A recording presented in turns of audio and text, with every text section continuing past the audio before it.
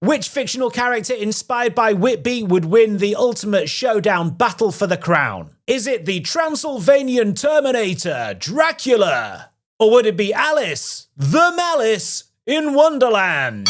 Lewis Carroll first visited Whitby in 1854 and stayed at 5 East Terrace. And his first published work was in the Whitby Gazette. It was a poem, by the way, not a letter complaining about potholes. Then Bram Stoker came to town in 1890 and stayed literally round the corner at 6 Royal Crescent. He apparently found the name Dracula in some records at Whitby Library, and I love that because there's probably some greengrocer called Barry Dracula from back in the day who had no idea he'd inspire one of the greatest villains of all time. I'm celebrating towns along the Yorkshire coast with the help of the 1966 edition of the Wardlock's Red Guide. This week it's Whitby, and the guide says, few places equal Whitby in picturesqueness of situation. It also mentions that it's not become, in its words, vulgarised. Whitby's one of the few places on the east coast where you can see the sun rise and set over the North Sea because the harbour mouth faces north. It's also the town where in the year 664 they held a synod to decide on how to calculate when Easter should be,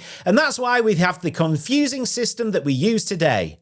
Yeah, thanks Whitby. With the connection to Dracula, the spectacular ruins of Whitby Abbey, and Whitby Jet, the black gem that Queen Victoria wore while she was in mourning, it's no surprise that Whitby is home to one of the biggest goth festivals in the world. And if you're in town for Whitby Goth Weekend and you want some more morbid stuff, go to the Whitby Museum where they have a Hand of Glory.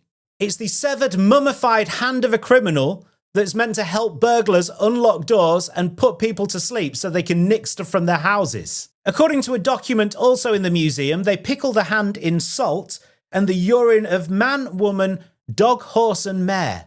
Yeah, I would also pretend to be asleep if someone came round my house with a wee-soaked hand. Another exhibit in Whitby Museum, a Tempest Prognosticator. It's a contraption featuring leeches in glass bottles that's meant to tell you what the weather's going to do next. I think the BBC had one in the 80s. Earlier on today, apparently a woman rang the BBC and said she heard that there was a hurricane on the way. Well, if you're watching, don't worry, there isn't. If you don't know what happened next, you could probably guess. Also, Captain Cook lived in Whitby for a while. He had a pet goat who had a poem written about her by Samuel Johnson, the dictionary guy, had been around the world twice, and once headbutted a member of the Tahitian royal family.